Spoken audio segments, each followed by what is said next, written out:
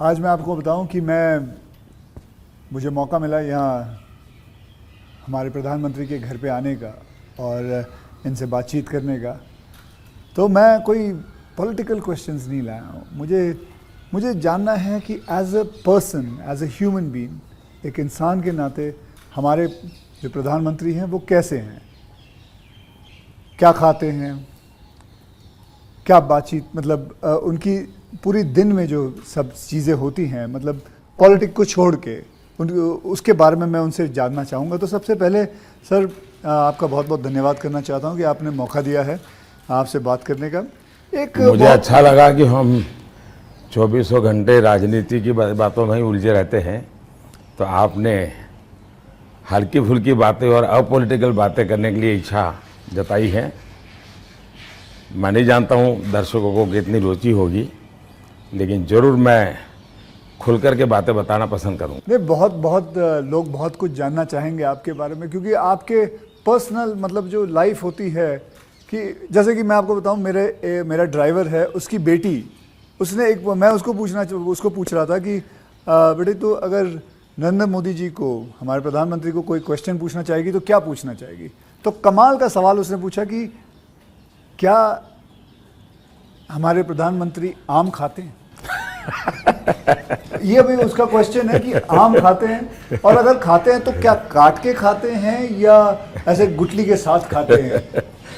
मतलब होता है ना, वॉश बेसिन के ऊपर खड़े होके गुठली के साथ आम खाना, उसका मजा ही कुछ और होता है। तो मैं जानना चाहूँगा कि आप आम खाते हो सर? एक तो मैं आम खाता भी हूँ और आम खाना मुझे बहुत पसंद भी है। अच्छा। और गुजरात में आम रस की परंपरा भी है। वो तो बहुत। लेकिन जब मैं छोटा था तो वैसे तो कोई आम वाम खरीदना वरीदना तो हमारे लिए कोई उस प्रकार की कोई लग्जरी हमारे फैमिली थी नहीं। लेकिन कभी खेतों में चले जाते थे तो हमारा देश का जो किसान है बड़ा उदार रहता है। कोई खेत में आकर के खाता है तो कभी रोकता नहीं है, चोरी करता है तो रोकता है। तो आम के पेड़ पर जो पके हुए आम थे वो खाना हमें ज़रा ज़्यादा पसंद था। यानी उतारने के बाद पकाया हुआ नहीं, नेचुरल कोर्स में पका हुआ, और फिर पूरा का पूरा। अच्छा, तब तो ये हाइजीनिक की कोई समझ भी नहीं थी कि धोना चाहिए, टिकना करना, कुछ नहीं समझते थे, ऐसा ही अपना कर लेते थे। लेकिन बाद में जैसे जैसे बड़े तो कई वैरायटियों के विषय में जानने लगे, आम रस खाने की आदत लगी। लेकिन इन दोनों मुझे कंट्रोल करना पड़ता है। अच्छा, अभी फिलहाल कंट्रोल? अब फिलहाल में मुझे सोचना पड़ता है कि इतना खाऊं या ना खाऊं। नरेंद्र जी, मैं आपसे ये पूछना चाहूँगा कि आपने कभी सोचा था कि आप प्रधानमंत्री बनेंगे? कभी आपने सोचा था? और सोचा भी था तो कौन से साल में, कौन सी उम्र में आपने सोचा था कि मैं इस देश को चलाना चाहूँगा? कभी ऐसा विचार नहीं आया। अच्छा। और सामान्य लोगों के मन में बात गले नहीं उतरती है। शायद जो बन जाते हैं सबके जीवन में ऐसा होगा। मैं नहीं मानता हूँ कि यानी कोई एकदम फैमिली ही उसी प्रकार से बैकग्राउंड वाली हो और किसी के मन में इच्छा जगती हो तो बहुत स्वाभाविक है। वरना मेरा जो फैमिली बैकग्राउंड है उसमें तो अगर मुझे कहीं अच्छी सी नौकरी की भी मिल गई होती तो शायद मेरी माँ अड़ोस पड़ोस के लोगों को गुड़ खिला देती कि चलो भाई बेटे को वहाँ नौकरी मिल गई, क्योंकि उससे ज़्यादा हमने तो कुछ सोचा नहीं था, गांव के बाहर कुछ देखा नहीं था। ये तो ऐसे ही यात्रा चल पड़ी और देश मुझे लेता चला गया, तो अपने आप ही बनते चले गए। सब कुछ जिम्मेवारी आती गई। बहुत ही मतलब नेचुरली रहा है इसमें। वैसे मुझे मेरी दृष्टि से, मेरे व्यक्तिगत जीवन की दृष्टि से अननेचुरल लग रहा है। ओके। क्योंकि मेरा बैकग्राउंड, मेरी दुनिया, आज की जो राजनीति का तौर तरीका, उसमें ये सब बैठता ही नहीं जी। मुझे भी आश्चर्य हो रहा है कि देश मुझे इतना प्यार कैसे करता है और इतना सारा क्यों मुझे देता रहता है। जहाँ तक मैंने पढ़ा है आप सन्यासी बनना चाहते थे, या आप सोल्जर या आर्मी में जाना चाहते थे, ऐसा कुछ भी? ये आपकी बात सही है, ये आपकी बात सही है। बचपन में मेरा एक स्वभाव था किताबें पढ़ना, लाइब्रेरी चला जाता था, तो बड़े बड़े लोगों के जीवन पढ़ना ये शौक़ रहता था। कभी फौज वाले यूनिफॉर्म में निकलते थे तो मुझे बड़ा देखता था, कभी बच्चे की तरह खड़े होकर के सैल्यूट कर देता था, मन करता था कुछ न कुछ। इतने में 1962 का वॉर हो गया, तो हमारे यहाँ से दूर एक महसाना स्टेशन है मेरे गांव से, तो वहाँ स्टेशन पे सब लोग, जो फौज के लोग ट्रेनों में जाते थे, उनका बड़ा सत्कार करते थे, चाय वगैरह, तो मैं भी चला जाता था। तो जा कर के मैं भी तो मुझे बड़ा मज़ा आता था। तो मन पे हो गया कि हाँ, ये देश के लिए जीने मरने वाला रास्ता है। तो कभी उस दिशा में सोचता था। इतने में एक बार मैंने कहीं पढ़ा कि गुजरात में कोई सैनिक स्कूल है, उसमें आप दाखिल हो सकते हैं। तो हमने हमारे उस समय शायद 1 रुपया 2 रुपये से उसका सारा जानकारियाँ मंगवाते थे। अब हमें तो अंग्रेजी आती नहीं थी, तो हमारे मोहल्ले में एक स्कूल के प्रिंसिपल मिस्टर रास विहारी मणियार करके रहते थे, तो मैं उनके पास चला गया। मुझे कभी बड़े व्यक्ति से मिलने से कभी संकोच नहीं होता था, ऐसे ही फिर चला गया मैं बाहर। ये बात सही है कि भीतर मन में था, तो मैं रामकृष्ण मिशन में चला गया।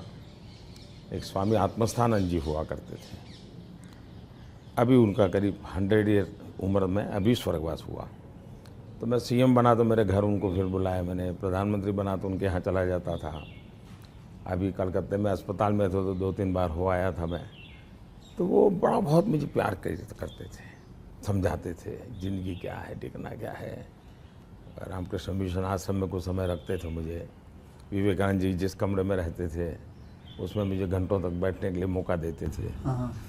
तो ये सारे नए नए अनुभव होने लगे।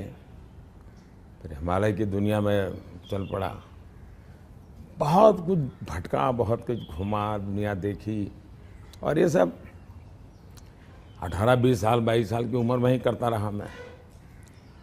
लेकिन कुछ कन्फ्यूज़न भी था, कुछ इरादे भी थे, कोई गाइडेंस भी नहीं मिल रहा था, लेकिन मन में सवाल खुद पैदा करता था, जवाब खुद ढूंढता रहता था।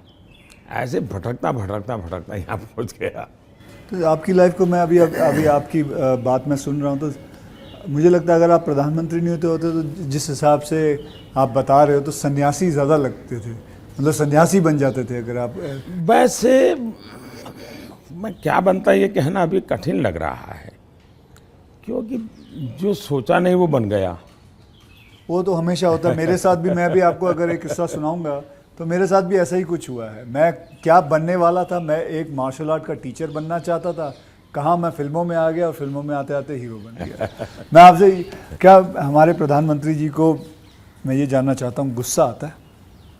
और मतलब क्योंकि देखिए सबको गुस्सा आता है, आई एम श्योर आपको भी गुस्सा आता है। अगर आता भी है तो उस गुस्से में आप क्या करते हो? वो गुस्सा निकालने के लिए किस पे निकालते हो और कैसे निकालते हो?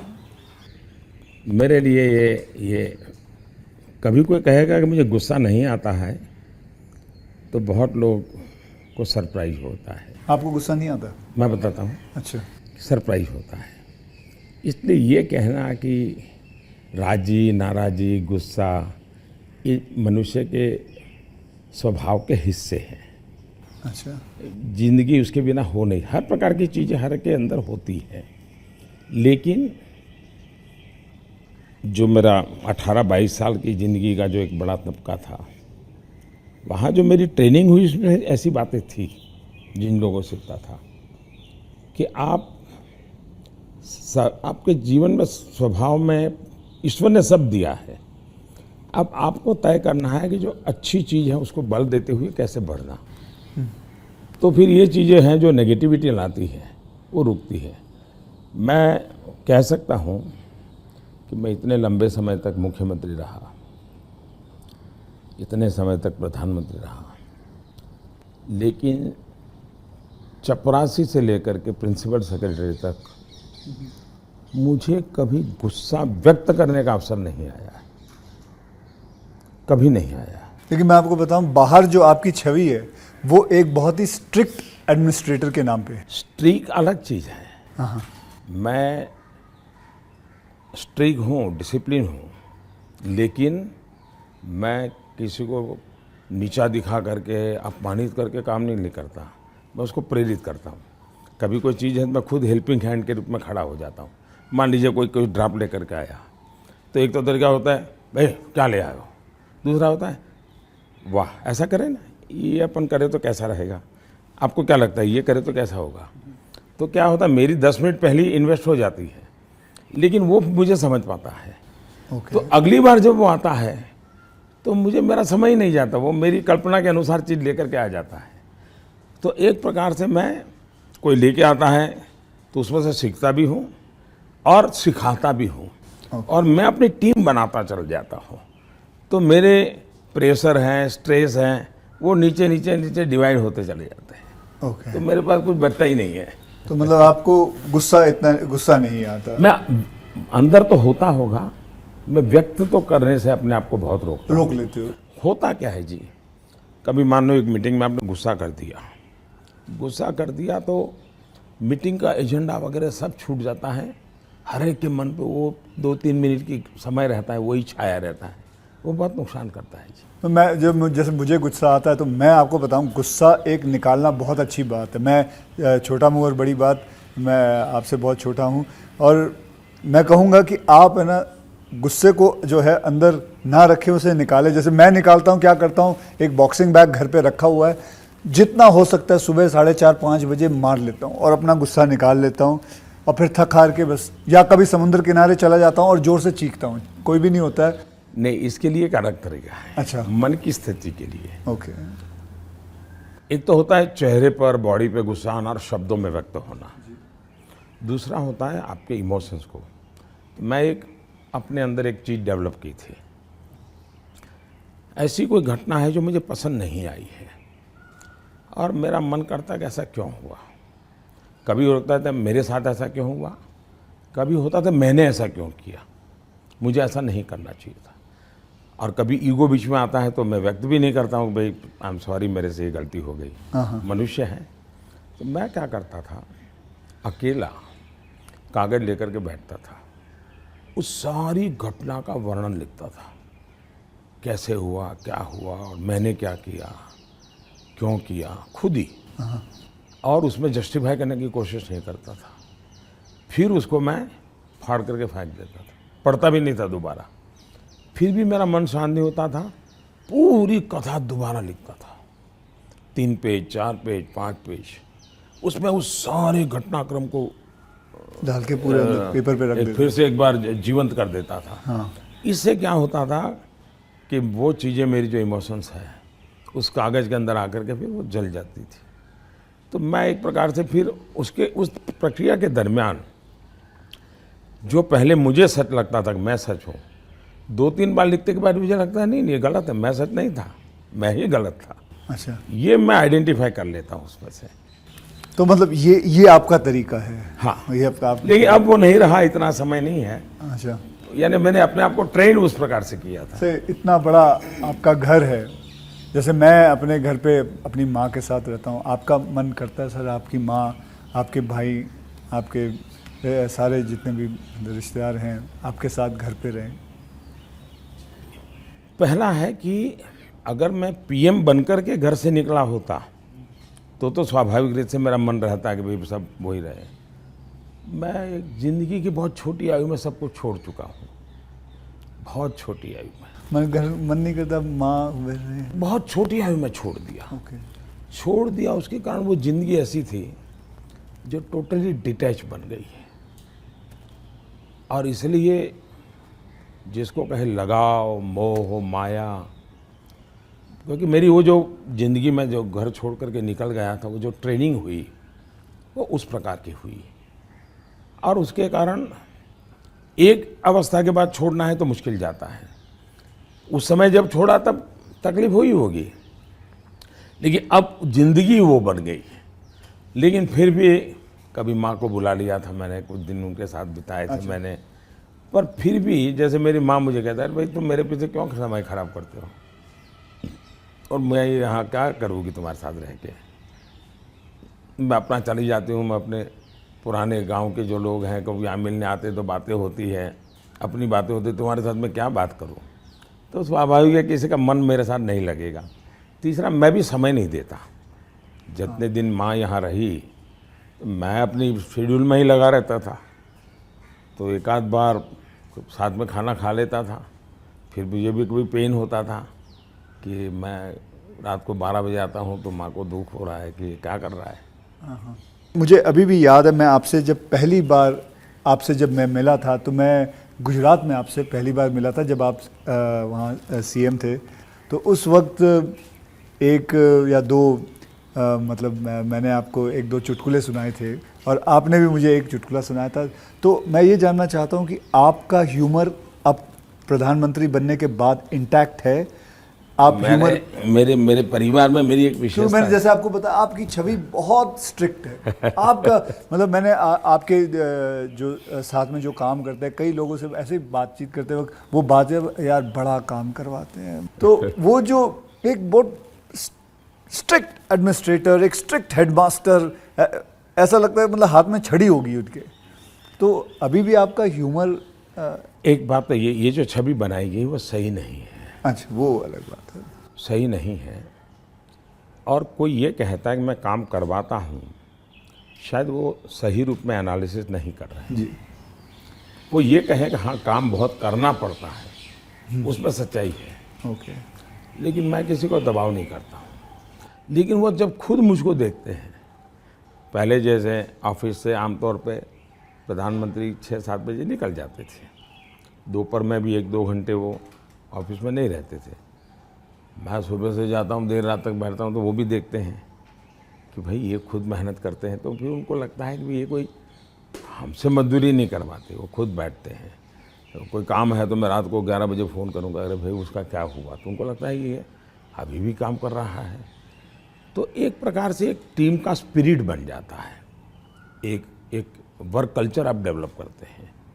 मेरे आसपास वो एक वर्क कल्चर डेवलप होता है और वो मैं खुद काम करता रहता हूँ, उसके कारण होता है।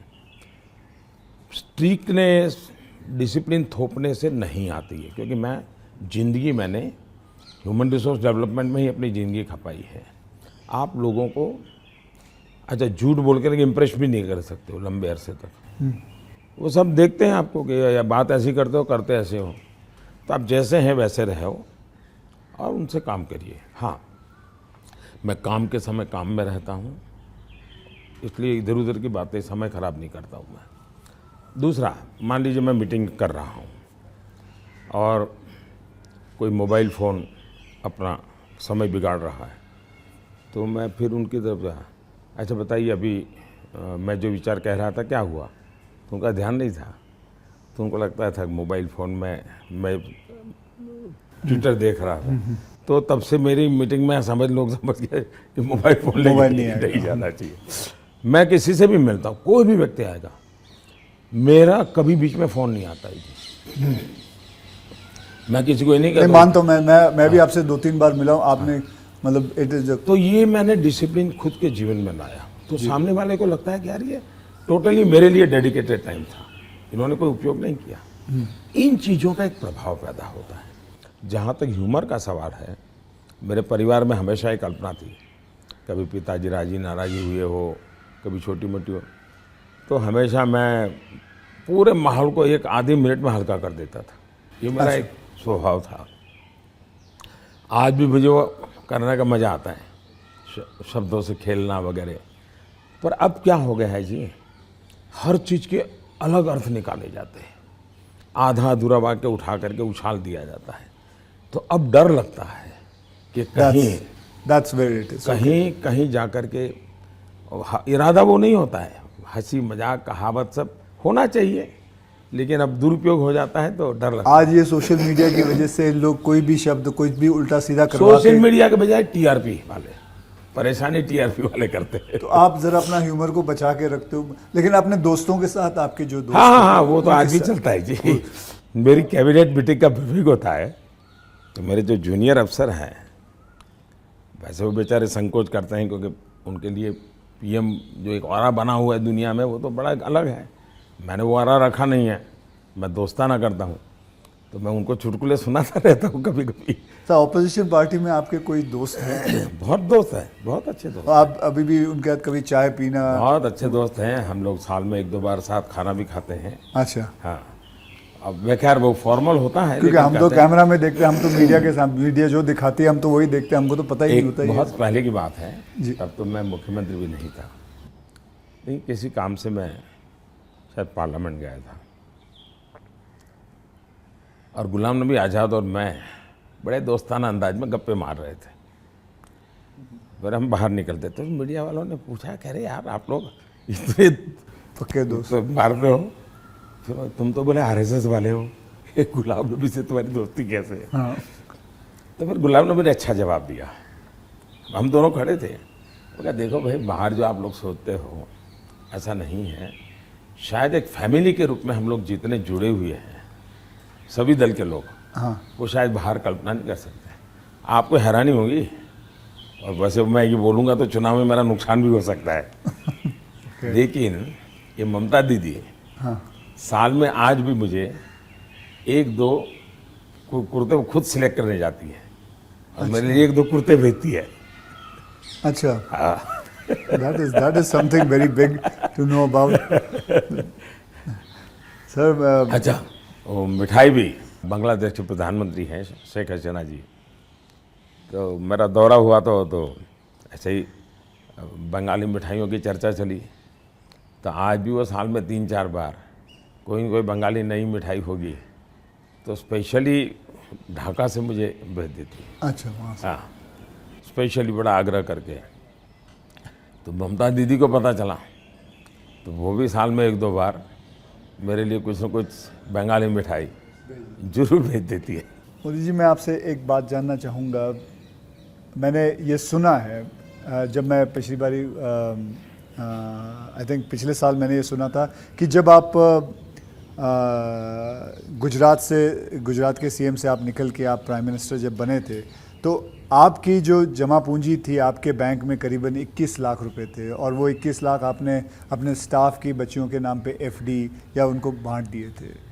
तो आज मैं जानना चाहूँगा, आप नहीं भी जवाब दे सकते हैं, आज आपका बैंक बैलेंस कितना है? एक तो ये आधी अधूरी बात है। अच्छा। आधी अधूरी इसलिए है कि जब मैं गुजरात से सीएम के रूप में निकला, वैसे मेरा कोई बैंक अकाउंट नहीं था। सीएम बनने के बाद एमएलए बना तो मेरा तनख्वाह आना शुरू हो गया। आपकी बैंक अकाउंट नहीं? उसके पहले नहीं था कुछ। अच्छा, हाँ। हाँ, एक बचपन में निकाला था, तो वो भी एक बड़ी लंबी कथा है। मेरी स्कूल में, वहाँ मेरे गांव में एक देना बैंक का ब्रांच खुला, तो स्कूल के अंदर वो देना बैंक के लोग आए थे। उन्होंने सब बच्चों को एक गुल्लड़ देते, कुल्लड़ बोलते, गुल्लक दिया, और बच्चों को कहा भाई इसमें आपको पैसे डालना है और हर महीने बैंक में जमा कराना, आपके नाम से पैसा जमा होगा। तो हमने भी बैंक अकाउंट उसमें खुलवा दिया। अब हमारे गुल्लक में तो कुछ आया ही नहीं। अच्छा। आने वाला कुछ था ही नहीं, तो क्या आएगा? तो हम तो कभी पैसा जमा नहीं कराया। अब गांव छोड़ के चले गए हम, बैंक में हमारा अकाउंट बना रहा, तो उनको हर साल वो कैरी फॉरवर्ड करना पड़ता था, लिखापट्टी करनी पड़ती थी। तो वो मुझे ढूंढते रहते थे कि इसका बैंक अकाउंट बंद करना है, इसको बुलाए कहाँ से। तो शायद 30-32 साल तक वो बना रहा, और उनको कहीं पता चला बाद में कि मैं अब पॉलिटिक्स में हूँ, तो बैंक वाले मेरे पास आए, बोले साहब जरा सिग्नेचर कर दीजिए, आपका एक बचपन का बैंक अकाउंट पड़ा हुआ है, हमको बंद करना है। अच्छा। तो मेरी बैंक अकाउंट से दुनिया ये रही। लेकिन जब मैं सीएम बना, एमएलए बना, तो फिर जो वेतन मिलता है वो आना शुरू हो गया, तब बैंक अकाउंट खुल गया। मैंने तो कभी वो देखा नहीं है, मेरा स्टाफ देखता था। जब मैं निकला वहाँ से, तो मैंने हमारे अफसरों को बुलाया, मैंने कहा भाई ये मेरा तो है नहीं, मैं ले जाके क्या करूँगा, मुझे तो कोई उपयोग है नहीं, तो मैं ये दे देना चाहता हूँ। तो उन्होंने कहा कि भाई ऐसा मत कीजिए। मैंने कहा भाई मैं करूँगा क्या इसे ले जाकर के। तो खैर अफसर लोग मेरी इज्जत करते थे, तो ज़्यादा बहस नहीं की, चले गए। शाम को एक सीनियर अफसर को लेकर के आए मिलने के लिए। फिर उन सब ने तीन लोग थे, ये समझाया, बोले देखो मोदी जी, ठीक है आपको ज़रूरत नहीं पड़े, लेकिन आपके ऊपर इतने कोर्ट केसेस चल रहे हैं गुजरात में, वकील भी इतने महंगे होंगे हैं, आपको कभी न कभी पैसों की ज़रूरत पड़ेगी। अब पद पर तो कब रहोगे, कितना रहोगे आप, और बाद में बोले कोई नहीं देगा आपको। तो हमारी प्रार्थना है कि तो ऐसा मत कीजिए। तो मैंने कहा क्या करूं? बोले ठीक है, आपकी इच्छा है तो कुछ हिस्सा दीजिए। तो उसमें से मैंने फिर 21 लाख रुपया दिया। अच्छा, उसमें से? हाँ, ओके। मेरे अपने जेब से दे दिया। और मैंने कहा कि ये जो हमारा सेक्रेटरीट है उसमें जो ड्राइवर है, हाँ, प्यून है, उनकी खास करके बच्चियाँ, उनको ये शिक्षा दीक्षा के लिए खर्च करना। अभी वो फाउंडेशन शायद बनाया हुआ है गुजरात सरकार ने, और उसमें से वो मदद कर भी रहे हैं। फिर वहाँ मुझे एक सरकार की तरफ से एमएलए को एक प्लॉट मिलता है, ओके। पैसों से मिलता है लेकिन कम पैसों खर्चे। में, हाँ। वो प्लॉट मिला तो मैंने पार्टी को कहा भाई ये ले लो आप, मैं आपको दे देना चाहता हूँ, मुझे कुछ चाहिए नहीं। तो मेरी वो प्रक्रिया चल रही थी। फिर पता चला कि वो मामला तो कहीं सुप्रीम कोर्ट में लटका पड़ा है, शायद वो ज़मीन किसी को दे नहीं सकते, इस प्रकार का कुछ है। मुझे पूरा याद मालूम नहीं क्योंकि मैं इस चीज़ों में रुचि नहीं लेता, लेकिन जब भी वो क्लियर हो जाएगा तो मैंने वो भी पार्टी को देना तय किया हुआ है। साहब सच में गुजराती है ना, क्योंकि गुजराती जो होते हैं वो पैसों के लिए बहुत सही रहते हैं। मतलब मैं नहीं मानता कि मतलब आपने अपना प्लॉट दे दिया, आपने पैसे दे दिए, तो आप, क्योंकि मैं आपको अगर आप इजाज़त दें तो मैं एक छोटा चुटकुला सुनाना चाहता हूँ। जी जी जी। एक गुजराती आदमी था, बुज़ुर्ग आदमी था, वो मर रहा था। तो वो कहता है मेरी गुजराती ज़रा इतनी ठीक नहीं है, लेकिन वो कहता है कि मारो दीकरो क्यां छे, मतलब मेरा बेटा तो बेटा अगर डैडी हूँ यहाँ छूँ, मारी दीकरी क्या छे, डैडी हूँ यहाँ छूँ, मेरी बीवी कहाँ है, मैं भी यहाँ हूँ, आप तीनों यहाँ हैं तो दुकान पे कौन है? तो सारे के सारे इधर ही आ गए हो, तो मेरे दुकान पे कौन है? क्योंकि मैं मानने को तैयार नहीं हूँ कि, क्योंकि मैंने देखा है गुजरात, मेरे बहुत सारे गुजराती दोस्त हैं, गुजराती जो होते हैं वो अपने पैसों को बहुत सही संभाल के रखते हैं, वो अपने पैसों से दूर नहीं रहते। मैं आपको एक चुटकुला सुना दूँ। जो ठीक है, ये बहुत बड़ी है। ओके। हमारे यहाँ चुटकुला चलता है कि एक बार प्लेटफॉर्म पर ट्रेन आई, रेलवे ट्रेन में। हाँ। तो ऊपर ही बर्थ पे कोई पैसेंजर सोया हुआ था। तो उसने देखा स्टेशन आया, तो उसने खिड़की में आवाज़ लगा के बाहर किसी को पूछा कि भाई कौन सा स्टेशन आया। तो उसने कहा 4 आना दोगे तो जवाब दूंगा। तो बोले जवाब की जरूरत नहीं, अहमदाबाद होगा। समझ गया मैं, बिल्कुल। तो ये बिल्कुल बात सही एक है। और एक बताता हूँ, ये किसी की आलोचना करने के लिए नहीं है, लेकिन कोई भी अर्थ निकाल सकता है, और ये सत्य घटना में से बना हुआ चुटकुला है। बहुत साल पहले, वैसे मेरी जिंदगी ऐसी थी, ये हाफ स्लीव का कुर्ता और पैजामा, जूते और थैला, यही से मैं रेलवे में भटकता रहता था, और दाढ़ी रहती थी।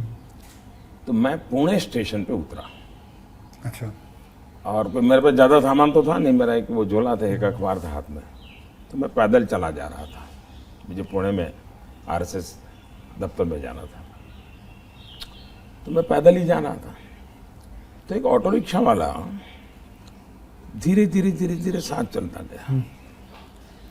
फिर करीब 100-200 मीटर गया होगा, और उसने, मेरा ध्यान गया, मैं कहीं ऐसे कैसे चला रहा हो स्लोली मेरी स्पीड से।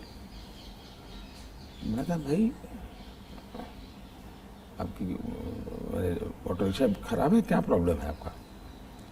तो उसने कहा साहब आप नहीं बैठोगे? मैंने कहा क्यों, मैं तो पैदल जा रहा हूँ। तो बोले आप समाजवादी हैं? मैं कहा नहीं, मैं तो अहमदाबादी हूँ। हाँ। तो मैंने कहा क्यों समाजवादी क्यों? ये बोले समाजवादी लोग, बोले हमारे पुणे के समाजवादी जो लोग हैं वो स्टेशन में पब्लिक के सामने ऑटो रिक्शा में नहीं बैठते हैं, दूर जाके गुपचुप बैठ जाते हैं। ऐसा क्यों? लोगों को इम्प्रेशन रहे कि वो मेहनत करते हैं, सादगी वाले हैं। ओके, अच्छा। तो बोले मुझे भी लगा शायद आप समाजवादी हैं, तो औरों की तरह आप भी थोड़ी देर के बाद बैठ जाओगे। तो बोले इसलिए मैं चल रहा था।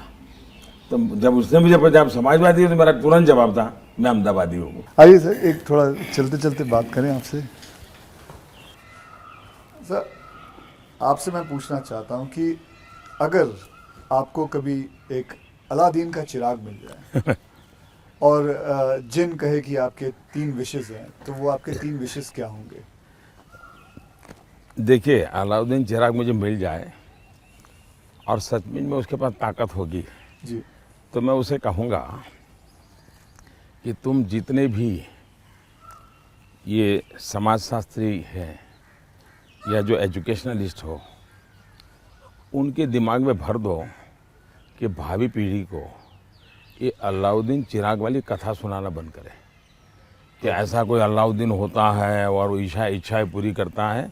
मैंने कहा उसको मेहनत करना सिखाओ। मैं कभी एक्सपेक्ट नहीं कर रहा था आप ये जवाब दोगे। मुझे लगा आप कोई 3 विशेस आप सोचोगे कि क्या है 3 विशेस, लेकिन ये एक बहुत ही सही तरीका है। आलसपना जो होता है वो यही चीज़ों से आता है। यार आई विश मुझे ये मिल जाए, बैठे बैठे मिल जाए। तो ये जो आपने जो किया हुआ है, ये जो कहा हुआ है, बिल्कुल सही कहा हुआ है। ये मूलतः बाहर से आई हुआ चिंतन है जी, मैंने रिसर्च नहीं किया है। हाँ हाँ, ये हमारे यहाँ मूल चिंतन ऐसे नहीं है। मूल चिंतन तो हमारे यहाँ परिश्रम का है जी। हमारे यहाँ ये नहीं है कि भाई ऐसे ही कुछ आकर को कोई दे देगा, ऐसा नहीं है जी। एक ना एक दिन तो सभी को रिटायर होना होता है, आपको भी रिटायर होना पड़ेगा। तो आपने कभी पोस्ट रिटायरमेंट प्लान सोचा है कि आपने जब ये सब कुछ ख़त्म हो जाएगा, मतलब आप पॉलिटिक्स से संन्यास ले लेंगे, तो आपके आगे जाके आपने क्या करना है? एक बड़ा पोस्ट इंटरेस्टिंग रिटायरमेंट? चीज़ बताता हूँ आपको। जी। हम लोगों की एक मीटिंग थी इनर सर्कल की। अटल जी थे, आडवाणी जी थे, राजमाता सिंधिया जी थी, जी। सिकंदर भक्त साहब थे, प्रमोद महाजन भी थे, और उसमें सबसे छोटी आयु का मैं रहता था। तो बातें चली, उसमें से ऐसे ही अभी मीटिंग शुरू होना बाकी था, ऐसे गप्पे चल पड़े कि भाई रिटायरमेंट के बाद क्या करेंगे। तो सबने कुछ न कुछ अपना बताया। प्रमोद महाजन इसको बड़ा लोगों को खुद करके निकालते थे। अच्छा, प्रमोद जी की व्यक्तित्व की विशेषता थी, उनका जीवन बड़ा विविधताओं से भरा था। अनेक प्रकार की एक्टिविटी से वो अपने आप को जोड़े रखते थे। मुझे पूछा, मैंने कहा भाई मेरे लिए तो बड़ा कठिन है, क्योंकि मुझे कुछ नहीं आता है। मैंने कभी इस सारी चीज़ों में सोचा ही नहीं। मैंने तो जब जो जिम्मेवारी मिले उसी को जिंदगी माना है। जिम्मेवारी ही मेरी जिंदगी है। अच्छा। और इसलिए मुझे कल्पना ही नहीं होती है कि मेरे इसमें समय बिताने के लिए कुछ करना पड़ेगा, मुझे अपने आप को एंगेज रखने के लिए कुछ करना पड़ेगा। और इसलिए मैं कभी नहीं मेरे मन में विचार आया और न ही मैं सोचता हूँ। और मुझे पक्का लगता है शरीर का कण कण और जीवन का पल पल किसी न किसी मिशन में ही खपाऊंगा। ये आपने सोचा हुआ है? ये शायद सोचना नहीं है जी, मेरे पास इसके सिवाय कुछ मुझे पर कौशल्य ही नहीं है। मैं जिस हिसाब से आप बताते हो कि मुझे लगता है आप ज़िंदगी में, मतलब जब सीएम से यहाँ जब पीएम बने थे, तो मैं ये जानना चाहूँगा कि सबसे वैल्यूबल चीज़ आप क्या लेके आए थे यहाँ इस घर के अंदर सबसे वैल्यूबल चीज़ आपकी क्या रही थी? अगर मैं, वैसे ये पूरी बातचीत आपने पहले ही मुझे कहा भाई मैं तो कोई राजनीति की चर्चा करना नहीं चाहता, नहीं। लेकिन कुछ मात्रा में मैं कह सकता हूँ कि प्रधानमंत्री बनते समय शायद और प्रधानमंत्रियों को ये बेनिफिट नहीं मिला है जो मुझे मिला है। देश में इतने प्रधानमंत्री हो गए जी। इतने प्रधानमंत्रियों को ये बेनिफिट नहीं मिला है जो मुझे मिला है। वो ये है कि मैं लंबे अरसे तक मुख्यमंत्री रह के आया हूँ और मैं गुजरात का लॉन्गेस्ट सर्विंग चीफ मिनिस्टर था। चीफ मिनिस्टर होने के नाते आपको बारीकियों से जुड़ना पड़ता है, बारीकियों से काम करना पड़ता है। आपको इश्यू आपके सामने सीधे आते हैं, सॉल्यूशन आपको सीधा करना पड़ता है। ये तजुर्बा शायद मेरे पहले के किसी प्रधानमंत्री को नहीं मिला, इतना सद्भाग्य नहीं मिला। देवगौड़ा साहब मुख्यमंत्री रहे थे, लेकिन बहुत अल्पकाल के लिए। मैं बहुत लंबा रहा हूँ। मैं समझता हूँ कि इसने मुझे देश की सेवा करने के लिए बहुत बड़ी संबल दिया, बहुत बड़ी ताकत दी है। ये मैं अपना एक मान सकता हूँ कि वहाँ से मैं लेकर के आया, ये जो देश के काम आ रहा है। आप जैसे मैं जानता हूँ, जैसे मैं आपके एक स्टाफ मेंबर से भी बात कर रहा था, आप 3 या 4 साढ़े 3 घंटे ही सोते हैं। मतलब 7 घंटे तो सोना एक अमूमन एक शरीर को चाहिए चाहिए, आप 3.5 घंटे ही सोते हो। ये बात आपकी सही है। मेरे जो जितने मेरे साथी हैं, मेरे जानने वाले लोग हैं, या हमारे जो अब सरकार में आया हूँ तो डॉक्टर भी रहते हैं, उन सबका मेरे से एक ही आग्रह रहता है कि मेरी नींद में बढ़ाऊं। राष्ट्रपति ओबामा जब मुझे मिले तो वो भी सबसे पहले मेरे से इसी के में उलझ गए। बोले मोदी जी क्यों ऐसा करते हैं?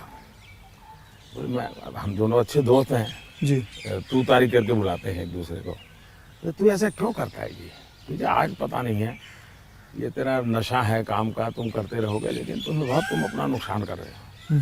और वो जब भी मिलते हैं कि तुम मेरी बात मानते हो नहीं मानते हो, नींद बढ़ाई कि नहीं बढ़ाई। अब पता नहीं मेरा एक बॉडी साइकिल ऐसा हो गया है। मतलब आपको नींद आती ही नहीं है 3.5-4 घंटे के बाद? नहीं, नींद जो है मेरी इतने कम समय में पूरी हो जाती है। स्ट्रेस की वजह से तो आप उठ नहीं जाते हो कि अब मुझे काम करना है? नहीं, मैं इतना नॉर्मली देखा है आपने कि कोई भी व्यक्ति उठता है तो हाथ पैर इधर उधर करता है, आंखें ऐसे ऐसे करता है।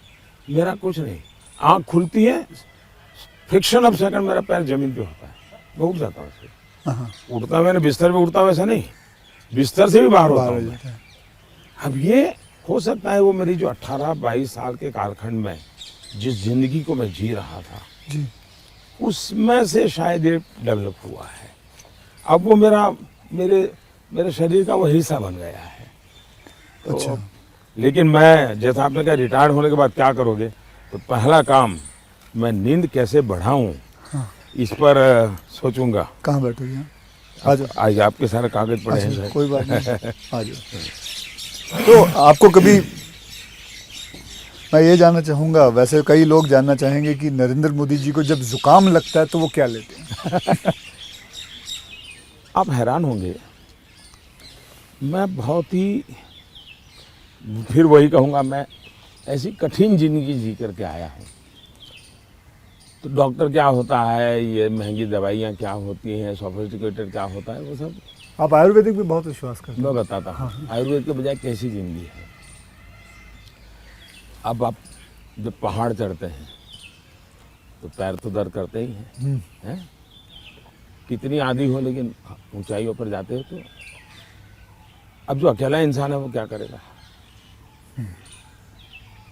मालिश वाले को तो कुछ नहीं करा वैसे सकता, वैसे किसी तो को होते नहीं है, क्या फिजियोथेरेपी नहीं करा सकता, हाँ। मसाज नहीं करवा सकता। अब मैं क्या करता था जी, मेरे कंधे पे हमेशा एक ये जो असम का गमछा होता है ना, हाँ, ये गमछा मेरे पास रहता था ऐसा। तो मैं जैसे उसको ऐसे पैर पे बांध देता था पूरा, और बीच में एक छोटी लकड़ी तोड़ करके पैर से लगा देता था। फिर इसको मैं कर्व करता था, अच्छा, तो प्रेशर आता था। ऐसा पूरे बॉडी को मैं अपना मसाज खुद ऐसा तरीका रखता था मैं। तो ऐसी चीज़ें मैं इवॉल्व करता था अपने लिए। मैं बहुत साल पहले कैलाश यात्रा पे गया था पैदल। टोटल यात्रा करीब 1000 किलोमीटर का था, पैदल गया। कुछ और भी लोग थे, बड़े धनी लोग भी वहाँ कभी कभी यात्रा में आते थे। अब बहुत बड़े बड़े महंगे वो चमड़ी बचाने के लिए सब लेकर के आए हुए थे। मेरे पास तो कुछ था, मेरे पास कैस्टर ऑयल था, और वो भी रॉ, सीधा वो घानी से निकाला हुआ, तो उसकी स्मेल भी बहुत ख़राब होती है। तो मैं उसी को लगाता था। अब ये लोग 5वें-6ठे दिन मुंह नहीं धो सकते थे क्योंकि उनकी चमड़ी जल करके चीर करके लटक गई थी। तो वो बड़े परेशान रहते थे, और मुझे कुछ नहीं होता था। बोला मैं तेज तर्रार रहता था। तो मुझे पूछने लगे कि आप क्या करते हो? बोला कुछ नहीं भाई, कैस्टर ऑयल लगाता हूँ भाई। तो रात को हम जब पहाड़ चढ़ करके रात्रि मुकाम होता था, ये मेरे पास आ जाते थे। हर कोई एक एक बूंद कैस्ट्रोल में से ले जाता था। जुकाम होता है तो मैं गर्म पानी पूरा समय पीता हूँ। गर्म पानी, गर्म पानी, उसमें दूसरा कोई शहद या कुछ? कुछ नहीं, सिंपल गर्म पानी। दूसरा हो सके तो फास्टिंग करता हूँ। अच्छा, फास्टिंग यानी एकदम से सिवाय पानी कुछ नहीं, एक दो दिन 24 घंटे 48 घंटे ज़्यादा नहीं करना पड़ता। तीसरा, ये सरसों का तेल होता है, उसको थोड़ा गर्म करके रात को 2-3 बूंद डाल देता हूँ। जलन बहुत होती है, लेकिन ये मेरा 1-2 दिन में क्लियर कर देता है। तो ऐसे ही जीने की आदत है। मैं कुछ चीज़ें करता हूँ, वो मैं पूछना चाहूँगा आपसे। मैंने चीज़ फॉलो की है जिसको कहते हैं कि 7-12-5 × 40, यानी 7 बजे मैं ब्रेकफास्ट कर लेता हूँ, 12 बजे मैं अपना लंच खा लेता हूँ और 5 बजे डिनर खा लेता हूँ। और × 40 यानी कि जब भी एक गस्सा खाता हूँ उसे 40 बार चबाना है। तो ये मैंने अपने शास्त्रों में पढ़ा है, कई लोगों से बात की है, तो आप इससे सहमत हैं? बिल्कुल सहमत हूँ, और ये बिल्कुल सही रास्ता आपने चुना हुआ है। हमारे देश में मूल आदत यही है। हाँ, ये वेस्टर्न जो वर्ल्ड आया, उसने फिर धीरे धीरे इसमें ये बदलाव किया कि लोग, वरना हमारा किसान आज भी गांव में सूर्यास्त के पहले, चीनी लेना सर? मैं नहीं लेता जी, नहीं, सूर्यास्त के पहले थैंक यू। खाना खा लेता है।